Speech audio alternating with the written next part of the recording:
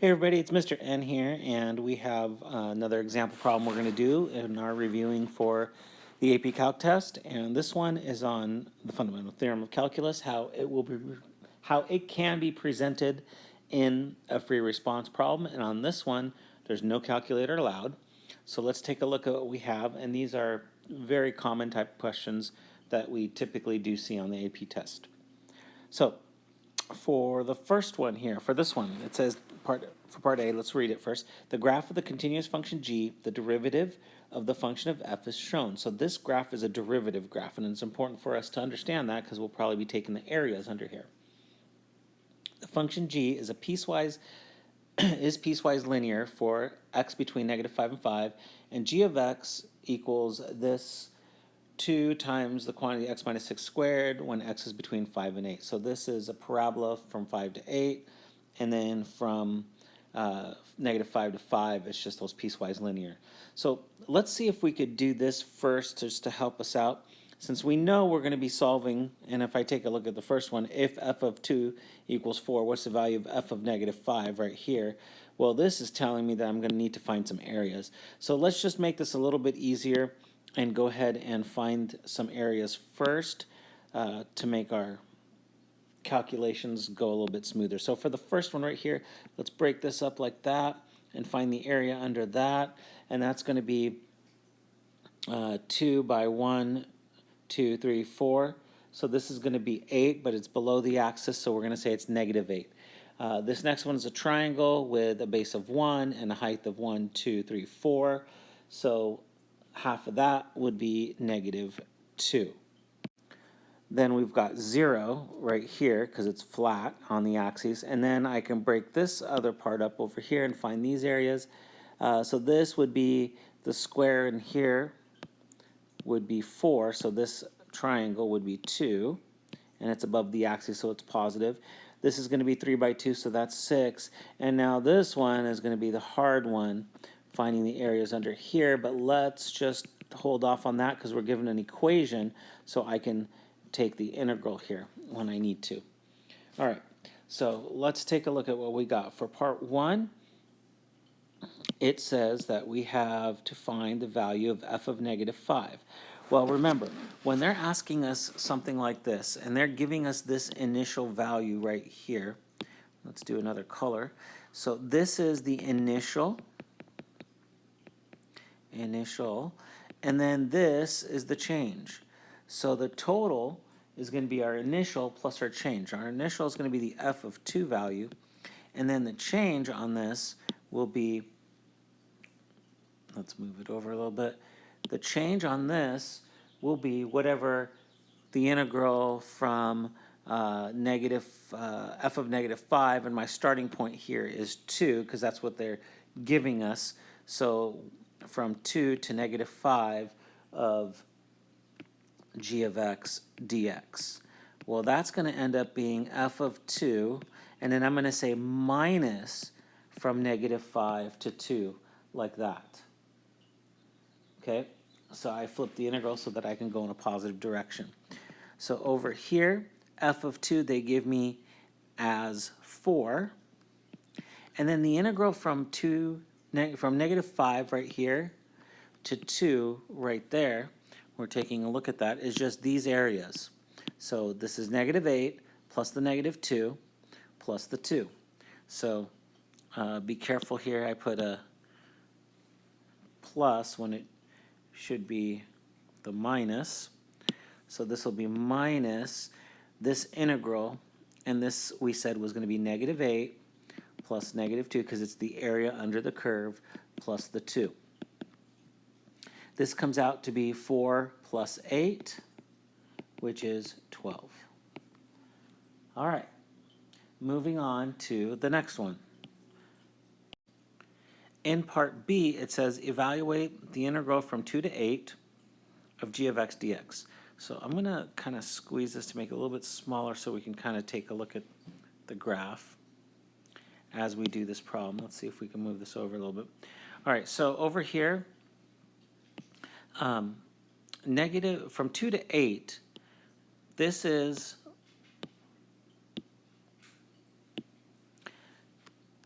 from right here to 8, which is right there. So I need the integral from here to here, which is the area under that curve. Well, part of it's easy, and part of it becomes a little bit tricky when we get to that parabola. So I'm going to break it up. I'm going to say that this is the integral from 2 to 5 plus the integral from 5 to 8. So that allows me to break this up, and I know from 2 to 5 right here that the area under the curve right there is 6, and then from 5 to 8 we have an equation. It's 2 times x minus 6 squared dx. So I can integrate that. So I'll end up with 6 plus, now if I integrate this, this will end up being x minus 6 to the third, so I need a 2 over 3 out in front on the bounds from 5 to 8, just like that. And you could just verify that that is the correct integral. Nothing too tricky about that one. And now let's go ahead and finish this out. We get 6 plus, and this is going to be 2/3. And then 8 minus 6 is, let's go ahead and just do the 8 minus 6 is 2 cubed would be the 8 minus 5 minus 6 would be -1 cubed is -1, so times the, or minus the -1, just like that. And that would give me 6 plus, this would be 9, 18 over 3 is 6, which gives me a total value of 12 as well. All right, let's move on to the next problem. It said, for x is between -5 and 8 on what open interval, so it's the whole graph, if any, is the graph of f both increasing and concave up, decreasing and concave up? Give a reason for your answer. Okay, so increasing, let's take a look at what this means.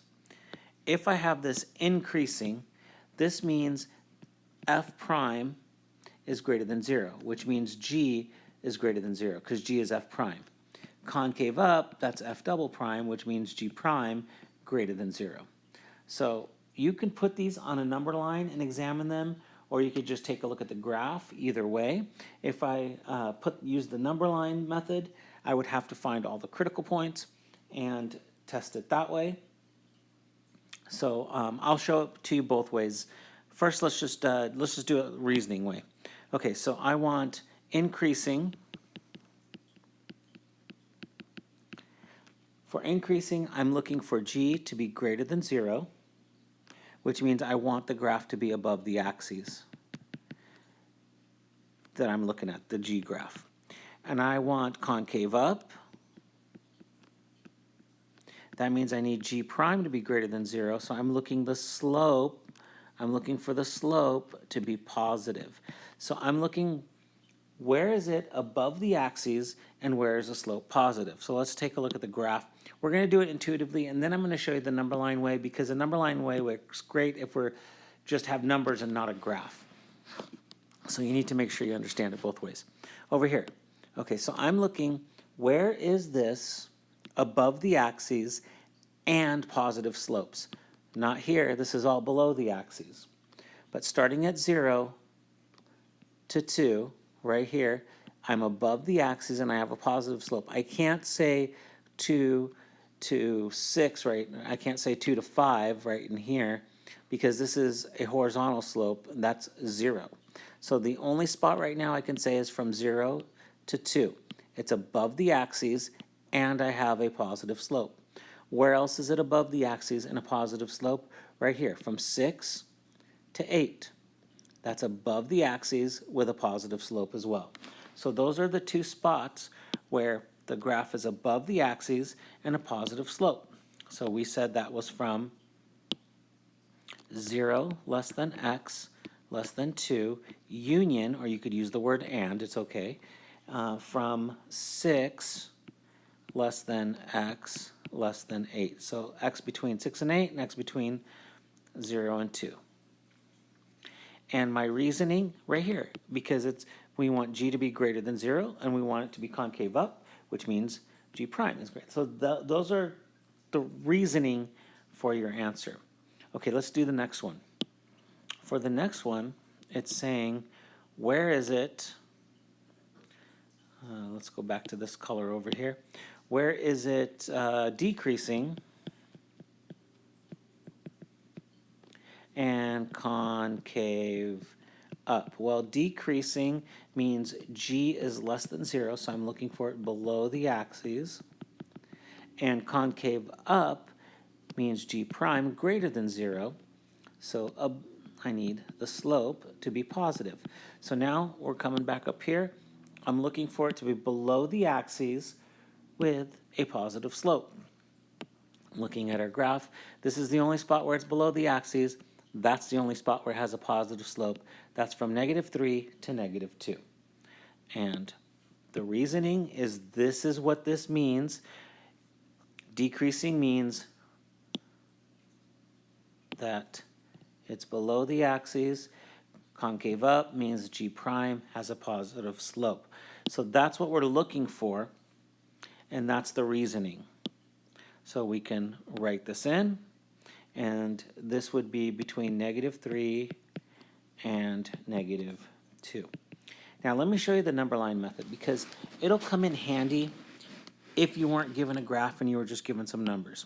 So what I'm going to do is I'm going to put G and G prime on a number line. And I'm going to test values in between those to see if they work out. So let me make my number line a little bit better here. This software doesn't let me make it nice and straight, but oh well. And then there's G prime. So now, I'm looking to see where my zeros are, where it changes from going above to below the axis. So let's take a look up here. For G, there's 1 0 right there. There's another one right there, and then there's another one right there. So that's going to happen at -2, 0, and 6. So let's put this on here. Let's use another color at -2, 0, and way out here at 6. Okay, so what do I know? Well, when it's less than, I can go back up and take a look at the graph. When it's less than -2, it's below the axes, so these are all negative values. Between -2 and 0, if you look at the graph again, from -2 to 0, it's horizontal, so nothing's happening there. So these are zeros. And then from 0 to 6, it's above the axes, so these are positives. And then from 6 to 8, it's above the axes, which is positive as well. We could put an 8 there, that it goes all the way out to 8. All right, so now let's compare the second derivative, which is the derivative of G. So now I'm looking at the slopes, and I'm looking at where the slopes change. So I look at this graph. Here's a slope change. That happens at, I go from 0, and then I get a positive slope. That happens at -3. Here's a slope change. I go from positive to 0. Here's a slope change. I go from 0 to positive. Here's a slope change. There's a slope change. There's a slope change. So all the slope changes occur at -3, -2, 0, then 2, then at 5, and then at 6, and then at 8. We're not worried about it because that's the end of it. So let's compare these all down here on this number graph. So at -3, right there. Then we have another one at -2, we said. Then we had another one that happened at 0. And then we had one that happened at 5. And then we had one that happened at 6. And then we were over here at 8 at the end. All right, so at -3, when it was less than -3, okay, it had a 0 slope. So these right here are going to be 0. From -3 to -2, it has a positive slope. Then from -2 to 0, it had 0 slope. And then from 0 to 2, and I think I forgot to put a 2 in here. yeah, from 0 to 2, when we look at the graph right here, it had a positive slope, so I need to put that 2 in here. So let's put the 2 right there, and these were positive slopes. Then back to 0. Then from -5 to 6, it had a negative slope, and from 6 to 8, it had a positive slope. So what I can do now is I can compare regions. So I will draw these border lines like this.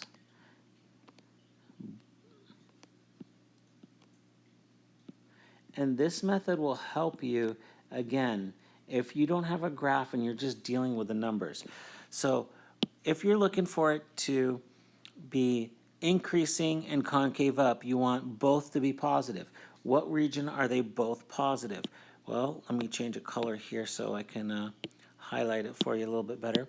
What region are they both positive? Between 0 and 2, right here, right there, and between 6 and 8, right there and right there. And then what region, if you want a decreasing and concave up, so decreasing and concave up, you want this to be negative and you want concave up, you want that to be positive, so you're looking for where does that occur?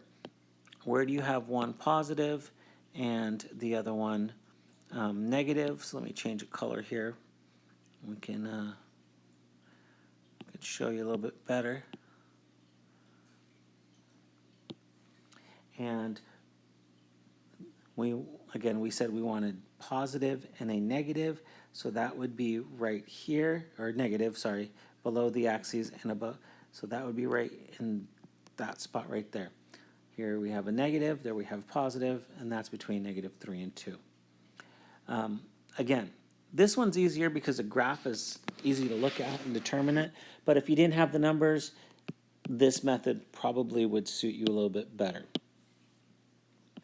Okay, looking at the next problem. Find the x-coordinate of each point of inflection. All right, so how do we do this? Well, we need to know what are possible points of inflection. So our possible points of inflection are when f double prime, which means g prime, right, is equal to 0 or undefined. We are looking for the spots where it's equal to 0 or undefined. So I need the slope to be 0 or I need the slope to be undefined. And where does that occur? Well, all these kinks that you see, those have to get counted. So we've got a kink at -3, right here, sorry, -3, -2. I'm not counting this one because it's the end. I don't know what's happening on the other side. So we have to test -3. We have to test -2. We have to test 0, even though all these are zeros, but it's a horizontal slope. Then we've got to test over at 2. We've got to test at 6. I'm sorry, at 5 and at 6. So all those points we have to test to see if there's a sign change. And if there's a sign change, then it's going to give me a point of inflection. So all those points that I had just said, let me write them down here for you. So we need to test the possibles, and these are at x equals -3 to -2, 0, 2, 5, and 6. And we could do this on a number line. This is the easiest way to do this one. So we have -3, -2, 0, 2, 5, and 6. And this is my G prime number line. So we're looking at the slopes. The slopes here were 0. The slopes here were positive. 0. The slopes were positive. Then between 2 and 5, the slopes were 0. Then so far I don't have any real sign changes. I'm not going from negative to positive, and that's what I'm looking for, any sign changes. Then I have negative and positive. Oh, there's your one sign change right here. That's where it occurs, and that's the only point of inflection that we see. So over here we want to determine a change in sign and that will give us a point of inflection. And the only spot that happens is at x equals 6, and that's your point of inflection. All right, so hopefully this one is not too bad for you. We did a lot of these problems when we covered FTC, but this is a review, and this is how they would put it all together. In fact, this was on your first semester final, but this is how they would all put it all together for an AP test. So make sure you study this and hit that like button and subscribe, and we'll see you in the next video.